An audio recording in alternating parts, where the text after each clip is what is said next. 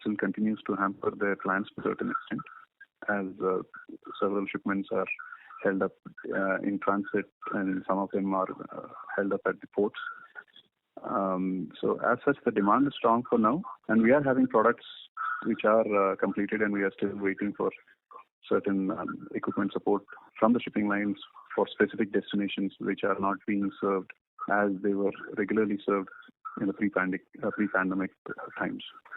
The European Union market also shares a similar status as the US. Our product mix to EU has also been improving. Of course, we have not started the ready-to-eat products to European Union because of the pending regulatory approval for the ready-to-eat, which is not yet been made available to us, which is a delayed trigger between the government authorities of the EU as well as the government of India. With regard to China, our shipments for the past 2 quarters were nil. As mentioned on the previous call, this is on account of various trade barriers related issues, as well as our focus to utilize the current capacity mostly for the US and the other Western markets in the present demand-supply situation. We would, of course, continue to look at the Chinese market when the market is in a favorable condition to the company during the peak arrivals, most likely in the current year, 2022, during the first quarter and the second quarter. For now, our focus continues to remain mainly on the US and the EU market. Now, coming to our business performance during this quarter and 9 months gone by, as we have been communicating, the issues relating to sea transportation has had a direct impact on our shipments or on revenue and cascading impact on overall financial performance. We have had to limit our production in line with the container availability and also the lack of it. Our capacity utilization was at around 45% in the 9 months of FY21, as against 41% in the full year of FY21. We hope to increase the production and shipments further. The 9 months pertaining to FY22. We hope to increase the production and shipments further going forward as logistical issues continue to improve. Another key point, as most of you would be aware, has been reduced export incentives, as the MEIS scheme, which garnered us almost 5% of FOB value, has now been replaced by RODTEP, as per which the incentive forms close to 2 to 2.5% of FOB value. However, despite these challenges, we are pleased to note that the net revenue posted growth of 11% year-on-year in 9 months in the first 9 months of the FY22. Please note that we have not accounted for the RODTEP linked incentive scheme, the new scheme, in the reported financials of the Q3 and 9 months of FY22. The growth in revenue has been on the back of the growth in both volumes as well as realization. The volume sold in the 9 months of the current fiscal grew by almost 7% year-on-year to 9,637 metric tons, and shrimp realization grew by almost 8% year-on-year. The growth in realization is a combination of stable prices globally and our improved product mix. We have been able to grow sales of higher value-added products, which are of course also garner higher margin to the company. The ready-to-eat products, from almost 15% in FY21 to around 20% in the first 9 months of FY22. Coming to the profitability, while the overall availability of containers is improving slightly as we we are in the current fourth quarter, we are still having to pay very high premium rates for freight rates for booking our containers for shipping our finished products. Like we mentioned in the previous quarterly call, this is slightly offset by increased realizations as well as the support which we received from our customers to the best extent possible, where they supported us with additional pricing as well as reimbursement of additional freight costs during the Q2 especially, and Q3 to a certain extent. Nonetheless, higher operating and other expenses led to lowering of EBITDA margin from 12% last year to 10.2% in the first 9 months of FY22. Although, please note that export incentives in 9 months of the FY22 have been at a very subdued level due to reasons explained earlier. Going forward, we believe that with the improved utilization and sales, the profitability should return to normalcy. With our new plant and new product profile, we are well geared to capitalize on the growth opportunity in the sector. So, with that, I now request Mr. Vijay Kumar, our CFO, to take you to the financial highlights of the third quarter and 9 months of the current fiscal. Thank you. Mr. Vijay Kumar. Thank you. Good evening, everyone, and hope all of you are keeping safe. I shall brief you on the financial highlights of the quarter gone by. Our overall capacity utilization stood at almost 45% in 9 months FY22, as against 41% in FY21. This is lower than the 64% reported in H1 FY22, as we limited our production and rather used some of our finished goods inventory. Amidst the challenging sea transport situation, shrimp sales volumes in Q3 FY22 grew by 30% year-on-year to 2833 metric tons. Please note that due to the seasonality factor, sales are not comparable quarter-on-quarter. In 9 months FY22, the shrimp sales stood at 9637 metric tons, higher by 7% year-on-year. Most importantly for us, the share of high-value ready-to-eat products increases 20% in 9 months of FY 2022 versus almost 15% in FY 2021. As a result of improving product mix and stable prices, our total income increased by 40% on year-on-year to rupees 2203 million in Q3 FY22 and by 12% year-on-year to rupees 7177 million in 9 months FY 2022. As far as the profitability is concerned, EBITDA margins improved year-on-year, however, stood below the expected range on the back of higher export expenses and lower export incentives.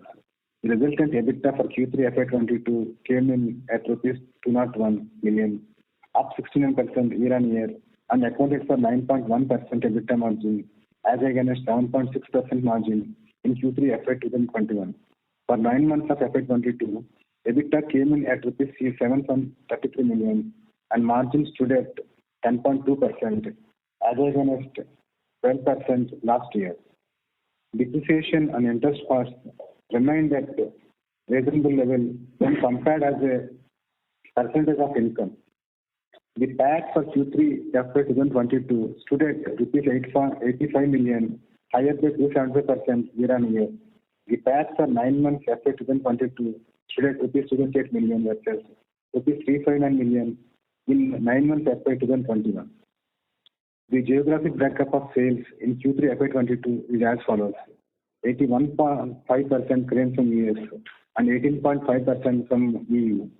With that, I conclude our opening remarks, and now I request the moderator to open the floor for questions. Thank you. Thank you, sir. We will now begin the question and answer session. Anyone who wishes to ask a question may press star and 1 on their touchtone telephone. If you wish to remove yourself from the question queue, you may press star and 2. Participants are requested to use handsets while asking a question. Ladies and gentlemen, we'll wait for a moment while the question queue assembles.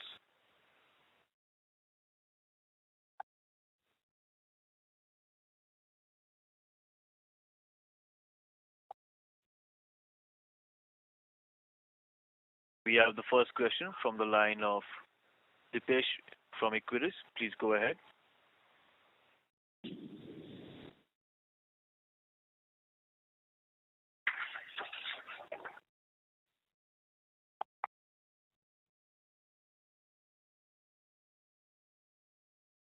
I believe we cannot hear Mr. Dipesh. We'll move on to the next speaker.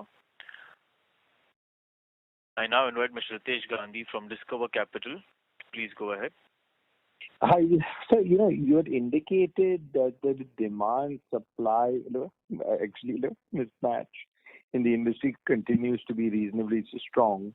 If you could highlight to us the, demand drivers on the shrimp side and also any sort of supply chain disruptions which you're seeing, to give us an indication of how sustainable this is, as opposed to, just being like near term driven by the entire supply chain, actually issues which are going on. Yeah, basically what we were specifically mentioning is that the demand continued to remain stable as far as from the overseas markets was concerned. However, supply-related issues have been increasing, and hopefully they are likely to ease up in the near future, mostly by end of this month or early next month. As such, because on the supply side, there were quite a significant amount of smaller sized harvests which have predominantly happened in the months of December, January, even part of November, which basically has seen to it that some of our medium and as well as large sized products or shrimp supply, during which was supposed to be originally available during the current quarter, basically the last quarter, that is also kind of got affected because of premature distress harvest which have happened earlier. So we are looking forward for a better improvement in the supply side, which mostly, as I mentioned just now, most likely more towards the end of this month, and that is into the towards the end of Q4. So we do expect that the supply could be improving, as this is the time, as you know, traditionally for the climatic conditions, most of the primary producers focus on seeding or stocking seed into their farms across the country during this period, starting from December, January onwards till April, May, June. And so now we look for, as you also know, historically our sector has a much better performance on, when you consider quarter-wise, it's usually financial year-wise, it is the Q1 and Q2 which have a much robust supply, and as well as the demand also remains stable during that period. Yeah. So, yeah.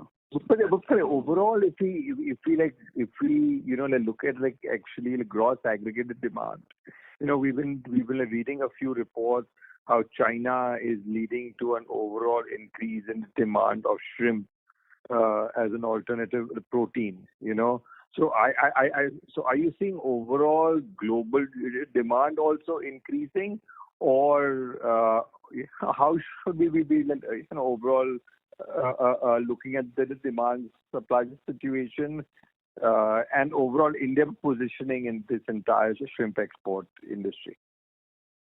Well, yeah, overall demand has been quite stable. Of course, there was more demand which was observed during the middle of last year, especially because of the aftermath of the various phases of COVID disruptions in supply chain overall. So the demand was quite high. Now that is kind of stabilized and it is very consistent. And as far as countries like China is concerned, the market is there for China. It's just that the products which are required by the Chinese customers are not worthwhile for us to be produced by our company at this during this period. That's why even in my opening remarks, if you remember, we have clearly stated that we would be looking at China more towards the later part of this year as the supply comes during the peak time. So the demand from China has been there, but however, there have been certain non-tariff barriers which have been placed in the last 2 years, which are slowly easing out with regard to China. So there is still requirements coming in from China, and they need, as they are a net importer, which you would be aware for the past 3 years almost, they have been importing more product. At the same time, with regard to exports, yes, India has been competing with countries like Ecuador in the recent past, primarily Ecuador as well as Indonesia, and based on that, our supply definitely has to be improving, and as more area is getting added and more better yielding is expected productivity-wise at the farm level, output-wise, as it improves. We would be continuing to looking at a good steady exports from the country as such, and our company also will continue to play its role. All right, understood, sir. Thank you, Ashok. Thank you. Thank you. Participants who wish to ask a question, please press star and 1 on your touchtone telephone. We will now move on to the next question. I now invite Ms. Neeti Awasthi from InCred Equities. Please go ahead. Hello, sir. My first question would be, we had quite a high inventory position reported last quarter. So we had close to about almost the sales that we did this quarter as inventory shown. Of course, the sales is at a markup. But what I'm trying to get to is that when we had such a high inventory position with us, shouldn't the sales have been much higher and the gross profit margins much better? And the reason why this could not be delivered is because, or could it be because the previous quarter's stock was actually sold during this quarter, and the inventory which you have accumulated will actually get sold in Q4? It has been so. Actually, if you also look at it, with regard to the consumption of the inventories which were prevailing towards the end of Q2, in fact, they have been partially consumed quite well. In fact, that's one of the reasons why our purchases were also lower, and we have used quite a good part of our inventories which were already prevailing into doing our shipments as the logistical constraints were easing out a little bit gradually. So we did use quite a good part of our inventories of Q2 even with reduced purchases during Q3. And apart from that, there were further more shipments which couldn't happen because of the lack of equipment for certain destinations, and it was proving costly otherwise to divert them to other destinations. So those products have actually been shipped out in Q4. Those which got stranded from Q2 also. So it is like you rightly said, there's been a mix of products between the inventories, quite part of the Q2 inventories, as well as the purchases during Q3, which made up for that sales increased sales compared to, of course, that is compared to Q3 of last year. But we still have some of the inventories which couldn't get shipped because of the lack of equipment. When we have, as of now, as on date, we have done very well with those products too. They have been shipped out.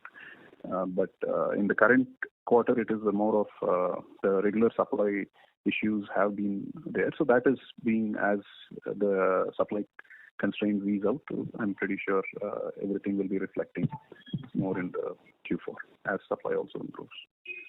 Got it, sir. So how much inventory would be there in the books on December ending quarter, and how much of this will be finished product? Actually, all the product is in finished product. 1 minute, please.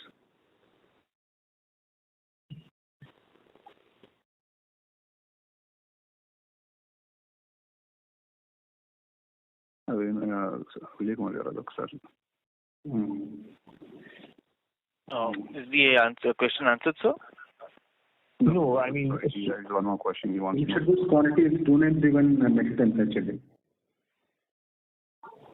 Come again, sir? I couldn't hear you. Closing. As of December, as on 31st December, finished goods quantity is 2931 metric tons. Empty. Okay, I think it's unaudible on my side probably. We can catch up and understand that later on. Okay. The next question, sir, I had was, due to the shipping costs increasing, our competing country, which is Ecuador, is going to have a hard time shipping all the way to China. And we are going to have an advantage in that sense to shipping to China. And the pricing in China seems quite favorable. So would we see more of Indian produce getting diverted to China? And if that happens, the produce from India has to actually increase. So how much production increase are you seeing happening this calendar year? Well, first thing is we do have an advantage by being closer to China for sure as a country. India definitely has an advantage, but however, you would be aware about the kind of products which are exported predominantly to China are commodity based, number one, and number two is they are all low value, smaller sized products. So in both these cases, typically the basic headless shell-on or commodity shrimp, along with these small sizes, they only those products could be shipped mainly to China. While at the same time, the pricing of such products is not really favorable or lucrative during the whole year, except during the peak season time, for making it worthwhile to be shipping or selling to the Chinese market for those products. While in the case of Ecuador, you were mentioning that they are affected because of the distance to China, but at the same time, parallelly, as you also note, they are much closer to the United States. So if we consider that they have a disadvantage sending to China, but there are also at the same time they are also having their own advantages in selling to the US. So it's not really the Chinese market is not really the way to look forward to or for the entirety of or the majority part of our business, and it will always continue to be a minor and part of our business for sure, and it is only feasible and suitable to be done during the peak time arrivals when the supply is very much abundant, and especially when small sizes only are being harvested, especially during the coming summer period of Indian climate period. Understood, sir. And how much are you seeing the production rising this calendar year by? Well, we do have a good demand. Of course, a lot of seed has been stocked and it's being added. However, we should see how the success rate at these farm levels at the farms will be. So at this point, we would expect a minimum, at least maintenance of last year's supply for sure. We, as far as growth is concerned, we have not really seen a significant addition of newer areas, but whatever we have understood from the market is more of the existing areas have very well planned out and they are stocking up their seed. So we look forward to any area increase as such. We don't have that information as on date with regard to additional area being added, because currently it is only the addition of area in our country is basically giving out more better supply, or rather increased quantity. So I personally we don't have the exact information regarding the addition of area as of now, but we do know well that the area under culture has definitely been geared up well for the summer crop of 2022. Noted, sir. Understood. That's all from my side. Thank you, sir. Thank you. Thank you very much. We have the next question from the line of Mayur Gathani from OHM Group. Please go ahead. Thank you for the opportunity, sir. So what I understood on the supply logistic issues, the container prices, etc., are worse off than Q2. Actually, I yes. thought there was some improvement. So we didn't see any improvement in the container prices. In fact, it was off, and hence your production, etc. We have seen improvement in availability of containers to certain extent to certain destinations. In fact, which was there. But as far as freight costs are concerned, they are definitely at the highest levels, and we hope to see them also easing out as things get better. So for now, of course, the freight costs are definitely at among the highest levels of the recent past. Our Q3's freight costs were significantly higher than Q2. So for the volume which was shipped out. Okay, and how is it now? I mean, is there a gradual improvement on the availability plus the pricing? Availability is there, but only restricted to specific destinations. There has been very big trouble with regard to getting equipment for the U.S. West Coast, especially for the past 1.5 months, almost 2 months. Okay, when you say equipment, you mean container, right? Yeah, correct. Equipment. Okay, fine. And this is more of a seasonal business, so your H1 is generally better than your H2. Yeah, traditionally as well as historically, because the product is very much conducive to grow the product at the farm level also during the summer period, because during the winter period, especially in northern parts of India, it is difficult for where it gets colder much sooner, and the duration of the colder climate is also for longer periods. So usually it gets difficult. Stay in the states of Gujarat, for example, they cannot go for stocking during the winter period, winter climate time. So most of the time, the whole country is gearing up, as well as has always geared up for a great crop or successful crop during the summer period of the country. That is typically the harvest start usually around March, April, and it lasts all the way till July, August. Yeah, in abundance, basically. Okay. 2 more questions. What is the utilization of the new plant? How is that coming up? Your overall utilization was only 44%. So how is the new plant shaping up? Yeah, the new plant. Just a minute, please.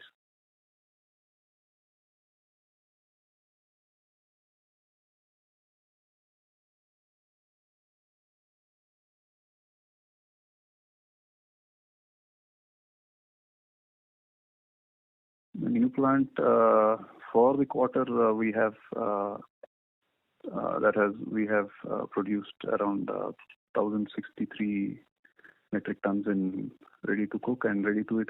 Both of them put together, it is around 1,600 metric tons for the new plant, compared to the old plant at 900 metric tons during the quarter. So of course the utilization, of course for RTE specifically, it is for the quarter it has been at 20% with regard to the utilization. But the new plant's capacity, now the focus is on, of course, utilizing the newer plant which has better productivity efficiencies which are involved, because the methods as well as the technology, the focus is also on increasing or basically utilizing it to the maximum.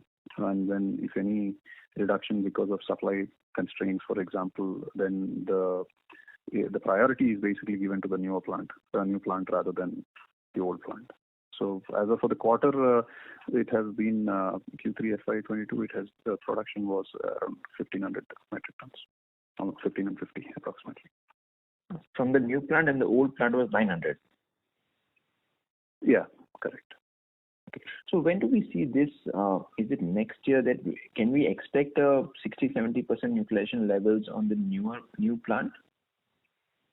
Yeah, we hope that the supply is going to start from hopefully in the current quarter, as we close the financial year. We definitely seriously hope that we are going to utilize it in a much better manner, to taking it to 60-70%, and also added with our additional line later in this year, in the next financial year. We definitely are positive of utilizing it in a better way. So yeah, we look forward for that. You are adding a new value addition plant. You have a 5,000 capacity, right? In this new plant, you want to add another 5,000? Yeah. Ready to eat. Another 5,000, correct. Yes, correct. Okay. So, eventually in the last 2-3 quarters, either you're not seeing so much of demand, but you still want to add up another 5,000 on the value addition or ready to eat. Is that you predict that the demand will come back to normal? The ready to just set up the plant, was always there. Right. The ready-to-eat demand was always there. However, we are handicapped with the amount of capacity utilization which we could do. Because of only one single line. So now when we add both the second line, the priority of the company will be to utilize the ready-to-eat capacity to the highest level, even if it means to be compromising some of the utilization of the ready-to-cook.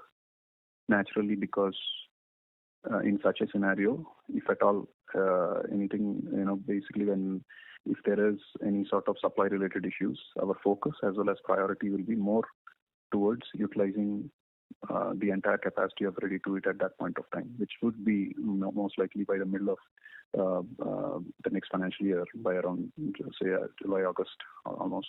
It will be 10,000 metric tons of ready-to-eat alone in that facility. Okay.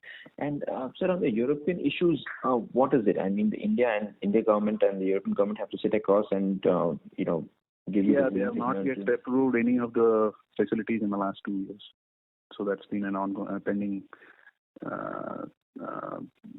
subject between the government of India and the EU health authorities at Brussels, basically. So that has been kept pending for the past 2 years. They have not approved any new facilities. Okay. And on the 5,000 additional value addition then to eat, what is the capex that you intend to spend?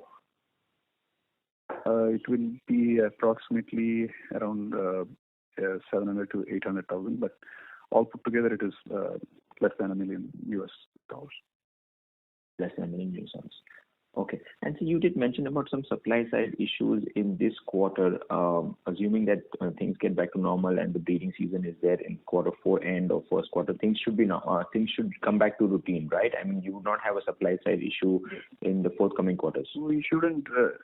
See, I have also explained with regard to that in the opening remarks also, is that there were premature distress harvests which were happening and which have happened during the Q3 period. Typically, in a livestock activity where the size, is of importance, as they grow, they take longer time for growing to larger size. In the case of shrimp, when you have premature and distress harvest happening in the earlier period, which naturally means the wipeout of larger sizes of the subsequent period. So that is exactly what has happened, especially in the year 2021. So otherwise, we would still be continuing to have a good amount of supply in Q4 also. So that supply chain issue which I discussed, supply issues which I have also mentioned to one of the previous caller, has been there more towards the end of Q3, and it is there partially in Q4 too. But as I also mentioned to you just a few minutes ago, that typically the summer crop harvests would also be starting in smaller sizes more towards in the later part of the last quarter of the financial year, that is Q4. So the supply also is looked forward to be improving, and as stocking of seed also is happening in a good way, we definitely expect a good amount of supply starting from April onwards with the current available area of aquaculture in the country. Okay. So last question, with the ready-to-eat contribution increasing in the first half from the newer plant that is already active, and from the second half we will see the additional new plant coming in. So, margins being at 10-11%, shouldn't we see an incremental improvement in the margins for this coming year and next year? Yes, definitely. That is the whole objective of enhancing the margin levels by looking at higher value products, and naturally when ready-to-eat capacity increases, automatically whatever sales happen, they will be at a much higher level compared to the ready-to-cook realizations or margins which are prevailing for ready-to-cook. So that is the whole objective of adding the second line. It's not a new second plant. Please understand, it's a second line. We have an existing line of 5,000 metric tons. It is a second line of another 5,000 metric tons, which we want to add up so that we can double our ready-to-eat product capacity as and when the supply also improves. And we would rather be realizing a higher higher realization per unit. The unit value realization will be higher, definitely, on more quantity, and also thereby the margins also accordingly also increase because of they being a higher value as such. So that was the main reason we have decided last year, in the last calendar year, in 2021, that we would go for. Fair point. So can you quantify what kind of an improvement can we see in the margins, assuming that things supply side is fine? So can we see a 200 basis point incremental increase? See, like currently there is a difference of almost like $2 per average price realization is almost $2 to $2.50. Of course, in an increased market scenario between ready to cook and ready to eat, but usually it is around say $1.50 to $2 per kilo additional realization as such per kilo. While on the margin front, it would be ranging anywhere from 50 cents to $1 per kilo, dependent on the products which are produced. So, an example is last year Q3 we have had $8.85 per kilo in the ready to cook, and the ready to eat was $11.13. And of course, this year the ready to cook is $9.46 approximately, and ready to eat is $11.70. So, of course, when the prices went up, even they went up for both ready to cook as well as ready to eat. And I was just giving you the price difference between the two items of the ready to cook and ready to eat.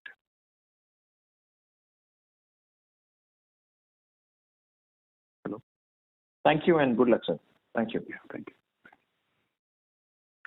Thank you. We have the next question from the line of Yogansh from Mittal Analytics. Please go ahead. Thanks for the opportunity, sir. A question on the capacity utilization side. So you said our capacity utilization is around 40-45%, and going forward you expect to ramp it up. So sir, if I look at overall industry, there are several other players who also have some bit of unutilized capacity, and then there are other players like say Coastal, who is putting up a fairly big capacity, and they'll be almost coming up with 10-12,000 tons of capacity. So going forward, do you expect some pressure in terms of ramping up this capacity, or are you confident that the industry will see growth of such levels that there won't be any problems for filling up the capacity, not just for the overall industry? So any thoughts on view of how the demand could shape up? Well, as far as increasing capacity by various companies in the industry, including our own company, has been on the go for quite a number of years, and it continues to be there in different states, in different parts of the country. And with regard to utilization of the capacities, it is more related to the supply side. The key part for our company as well as for our sector in the country, we feel that it is more as the supply improves and as the supply grows, that will be the answer to better utilization of capacities. Of course, subject to their respective individual marketing or sales agreements and arrangements which they have for themselves. So it will be mainly dependent on the supply, and as there are few, not in state of Andhra, but there are some other areas where are also slowly they're getting added, and as more areas are added for aquaculture and more stocking happens and with successful crop and good harvests, definitely the supply is bound to be there, and it is expected in this year, because now currently for the past 3 to 4 months the pricing also has been very attractive to the primary producers to look forward for stocking of shrimp seed at the farms because of the better farm gate prices, which have been prevailing, especially in as I said, the last 2 to 3 months, almost 4 months. So definitely we look forward for a great supply in 2022, and the reasons itself, as I said, are a very good lucrative farm gate prices which are available to the primary producer. So with that supply available, and we are gearing up with other methods and some of the arrangements which we are making with these, of course, apart from addition of infrastructures and addition of capacities, which I was just discussing, we are very much positive of utilizing it and into the optimum, and also in a great way for FY23, especially for the full year. We have geared up very well, and now we are leaving behind whatever COVID hiccups were there, and we have also been making some arrangements with also on the logistics side in general. So with certain shipping lines, so that we don't get caught next year for sure in this manner, and we are looking forward definitely for a better utilization of capacity. Thankfully, hopefully with the supply improvement and as well as other things taken care like logistics, we definitely believe we will be able to utilize our capacity as well as do a great amount of shipments, thereby the sales happening. Right. So sir, on supply side, I think that was really helpful. So also on the demand side, do you anticipate that industry will be able to grow at say 15-20% to take care of this increased processing capacity? And also, is there any visibility from any of your customers or a contract sort of thing wherein your capacity is getting booked? If you could share some light in terms of how you are seeing or filling up your capacities, and also on the industry demand. Yeah, I wouldn't now when this comes to the demand, how industry moves, because there are, like you said, there are quite a number of players, and some of them are adding capacity, some are building new projects, etc. But as such, our company, with the arrangements we have with our customers, and we definitely, with the talks so far we have had with all these issues as they are easing out, all these problems with regard to logistics, destination constraints, etc., over the next few months, we definitely are looking forward, and we have been given assurances as well as because fortunately for us, some of our customers who have been added over the past 2 to 3 years are also adding up more outlets for them, for their business, which indirectly helps us in growing our volumes also.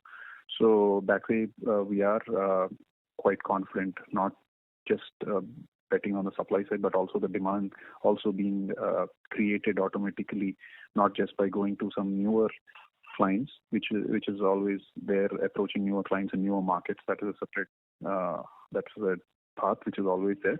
But even our existing clients, as they're adding more outlets of their chains, primarily retail outlets, definitely we are looking forward for our capacity to be booked well in advance. And this also includes a good part on the e-commerce front. So that has also been addressed, and it has been worked out by some of our clients.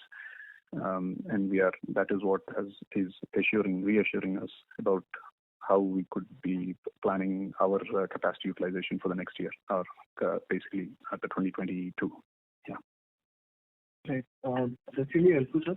Also on the demand side, just to follow up, sir, we see Ecuador is catching up in terms of supply to US and has been growing their market share at a rapid pace.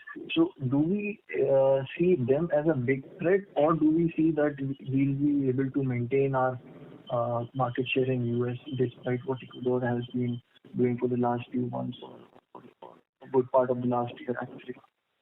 Yeah, definitely Ecuador has become the topic of for everybody over the past few months, and especially the year 2021, like you rightly said. Yeah, they have been growing their supply, but at the same time, they have moved more towards the U.S. market mainly because of the non-tariff barriers which were hit by the Chinese market. Also, because Ecuador's number one export country until 2020 was China. Actually, China was the largest importer for Ecuadorian shrimp. And of course, because of those non-tariff barriers, they have also been looking at other markets, and the closest market for them, export market, was USA. Yeah, we are definitely watching them, but at the same time, that our cost of production and the size availability, if we can grow to more of medium and larger sizes, especially out of India, we do not feel, at least our company doesn't feel that Ecuador will be a high threat like you just mentioned. But yes, it is always producing a supply nation to watch upon at any given point of time. And meanwhile, as things would be developing in India with regard to supply and farm level and infrastructure wise, definitely we also can keep up with them. Right. Secondly, on the margin front, so if we see the couple of developments that have happened for our industry, for example, reduction in the export incentives, like you mentioned in the beginning of the call, then there were some higher anti-dumping duties by US implemented. Secondly, the cost pressure that we see in terms of, for the farmers with higher feed prices and so on and so forth. So, do we see that given these change industry dynamics, there is a sort of margin pressure? Do you see yourself, getting squeezed on the margin side, or you expect the margins could be, back to the 11-12% given the strong demand that you just spoke about? So, how do you basically see the margin side playing out in the next couple of quarters? You very well, like you said, there have been issues with regard to on the margins, affecting the margins, of course, like you rightly said, with regard to pricing and also the cost at the supply side. But just to correct you, there has not been any increase of anti-dumping duty on Indian shrimp in general. It has been there for certain companies, but anyway, for Apex Frozen Foods, the anti-dumping duty continues to remain as of now at 1.35%. That doesn't change. Okay. No. So and if there is any change, definitely we would inform to you and everybody else. But for us, we continue to have 1.35%.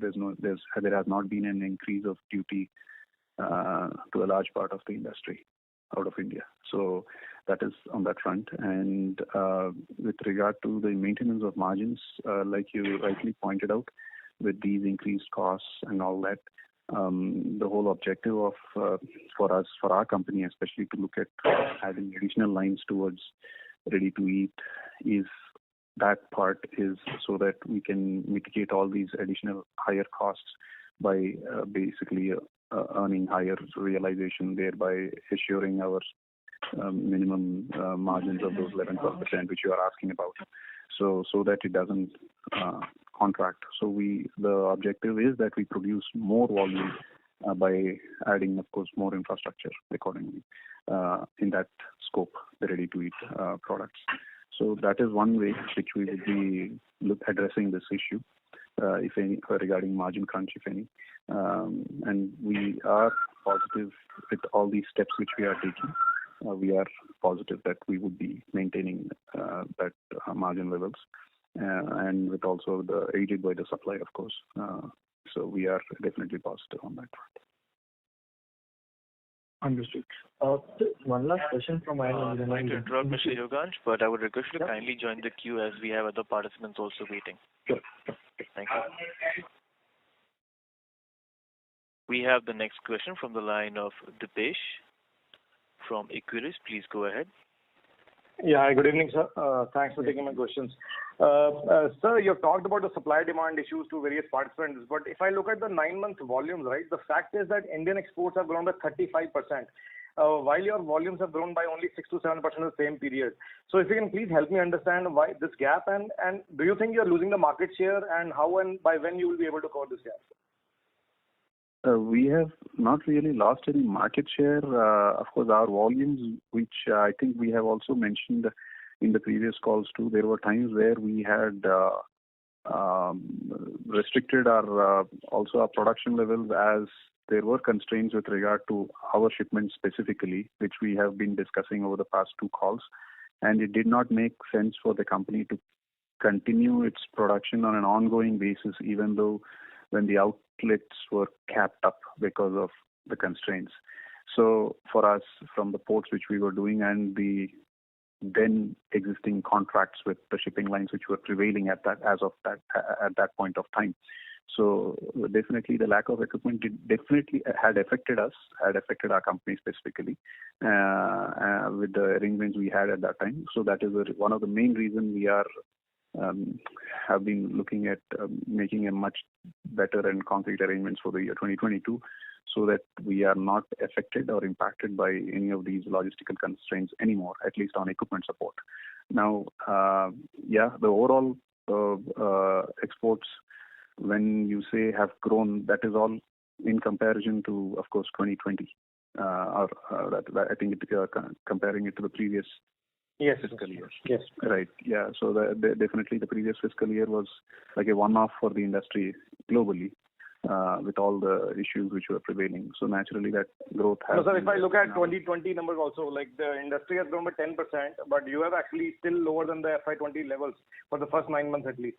So that's why. So you talked about the East Coast and the West Coast disparity, right? But I just want to understand, sir, if a client basically gives you an order of 500 tons, right, for example, if you're not able to deliver on time, so does he take from anybody else who is able to deliver that? Well, they would be taking on intermediary requirements. They would be taking some other countries as well as some other markets or other people also. They would be taking it. But the point is, we did not have any issues with regard to delays in. We did not have any issues with regard to delayed shipments as such. We still have the contracts pending, and yes, we got affected initially with regard to the logistics, and of course subsequently in Q3 especially we got hit with the supply constraints also. So that is one of the reasons you can also see our utilization has dropped in the Q3. Also, had our utilization been there, we have constrained our utilization overall because of the lack of ability to do more number of shipments than what we were envisaged to do with all the orders which were there pending. So for the past 3 quarters, we have been stuck with higher level of inventories, and we hope to normalize that and get rid of these higher level inventories, volume of inventories, at least by the end of Q4 or by the end of the current financial year. Understood, sir. So you also gave the number of inventory right at the end of December, I think 2931 tons. So do you think you will be able to ship them out fully this quarter, or do you think you will have to wait because the demand season is already over now? No. Actually, most of these inventories have been sold. Actually, they have all been made to order. But of course, because of the lack of ability to ship them out in time, they got stuck. But most of the inventories, we will be also able to clear them out. We are looking forward to clear out most of them, in fact, by the end of this quarter. We are quite positive about it. So great. So that means the 4Q volumes can be higher than the 3Q volumes for the first time in your history, right? So that way we can look at it. That's what we are expecting. But as I have mentioned, because of the challenges with regard to the West Coast, which was categorically told to us even in the month of December onwards, the challenges with regard to shipping to the U.S. West Coast had significantly hit us. So we are looking forward for every outlet or every basically shipping line who are able to support us with regard to that, because it is not an Apex specific problem with regard to shipments to US West Coast.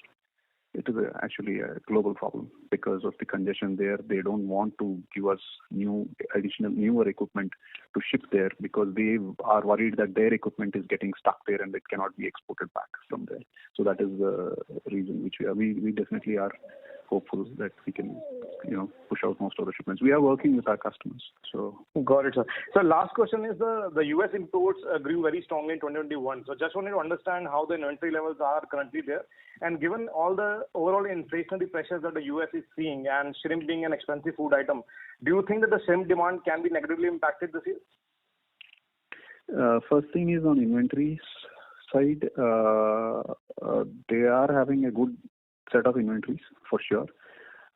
Post holidays, also the inventories are there, and because of now the reopening because of the COVID and all that, but there were still restrictions placed recently because of the new variant which was existing there, and where every cases were increasing. There was certain subdued amount of consumption, especially during the holidays. And there are a good set of inventories there, and there has been a little bit of softening of pricing also in the U.S., to be precise. Yes, that has been there, and it is a fact. But we are now looking forward. Now February and March are now, as the Chinese New Year also is there, and the Lent period where the consumption of seafood is on a higher side. Because of a 40-day, not ban, but 40-day zero consumption of red meat. So we look forward for, some good things to happen now as we speak in the month of February and March. Typically, that's what the Lent period supports seafood sector more. And but there are good set of inventories for sure. So we should see how things go by over the next 1 to 2 months. With where the pricing will be taken based on the inventories out there. Yeah. Got it. Thank you, sir. Thank you, and all the best. Thank you. Thank you. We have the next question from the line of Mayur Liman from Profit Mart Securities. Please go ahead. Thank you for the opportunity. I just want to ask what are the key factors will help in the coming quarter progress? And how do you see quarter 4? I think both your questions were related to Q4. Am I correct? Can you repeat it? Yes. A future perspective and the quarter 4. Yeah, I mean the quarter 4, of course, as I had just mentioned, we are looking forward to ship out most of our inventories with the reduced supply situation, subject to availability of equipment for shipping out the containers. But other than that, there has been supply constraints too, which we have mentioned to several callers in the past, in just a little while ago. There have been supply constraints too, and as they improve more towards the end of this quarter, Q4, we should look for a good productivity at the capacity utilization wise, factory level, as well as good sales too happening with shipments being done in a better manner for the next year for sure. But this year, later this quarter, right now the current situation is we have crisis on the supply side as well as logistical front too. So we continue to have issues. So we will look forward for improvement on those fronts in this quarter. Okay. And my next question is, do we have some capex plan for the next year? Yes, which was explained earlier. There is a capex plan for adding an additional line, cooking line, ready-to-eat line, which is being done. That is would require approximately around $1 million US. Okay. Thank you so much, sir. Thank you. We have the next question from the line of Nitin Awasthi from InCred Equities. Please go ahead. So just one last question from my side. If I heard you correctly and I got the figure right, you are sitting on 2,900 metric tons of inventory, cooked product? No, not cooked product. Sorry. Vijay Kumar, sir, I'll leave it to Vijay Kumar. Vijay Kumar? No, a mixture of cooked and raw and the total inventory size of finished product. Just a minute, please.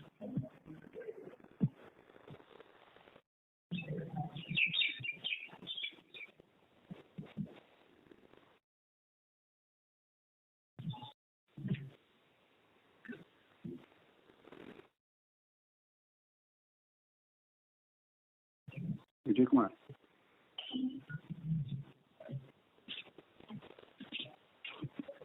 I guess I. Hello, yeah. Yes. Inventory position characterizes. Cooked product 204 tons actually. Total చెప్పండి. Total closing stock as of. Total closing stock as of 31st December 2931 tons. Out of this, cooked product 204 tons. Hello. Yes, Chaudhary sir, could you repeat the figure that CFO sir just mentioned? Yeah, it's 2,931 metric tons total. In that, he mentioned how much is cooked product? 204 tons. 204 metric tons. 2,400 metric tons. Yeah, 204 metric tons. 204, not 2004. 204. Okay. So basically, you're sitting on a very, very large inventory, larger than the sales you probably have done ever. And this would have been done at a lower cost also. So if you are able to shift this out, can we expect at least record gross profit margin? Because net EBITDA margins are obviously subject to shipping costs, which are not out of your control. But gross profit margins I'm talking about. Yeah, true. But again, at the same time, this inventories also are not just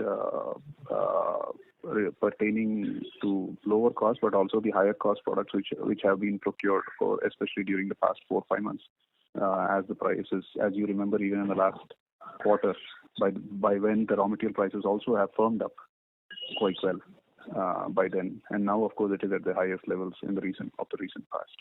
So of course it's a mix. So definitely we should be looking at if we are able to get these out, hopefully we are. So far we have had issues, constraints regarding one side of our export market, that is, as I said, the West Coast. We are really having issues. So hopefully we will be able to move them out, and we should be looking at on the margin side. But as I said, it's not entirely low cost product. It's a mix of the product which has also been procured over the past 3 to 4 months almost. So where the prices also are even now, and the current for the past 1 month also, the prices are also at a very high level, raw material prices. Noted, sir. Understood. Thank you. Thank you. That was the last question. I would now like to hand the conference over to the management for closing comments. Yeah, thank you, Mike. Yeah, thank you everybody for making it to this call of our Q3 9-month FY22 quarterly Concall, and we do hope that you all keep safe, and for any further queries you can always reach out to ir@apexfrozenfoods.com, and thank you very much and have a nice day. Thank you. On behalf of Apex Frozen Foods Limited, that concludes this conference. Thank you for joining us, and you may now disconnect your lines.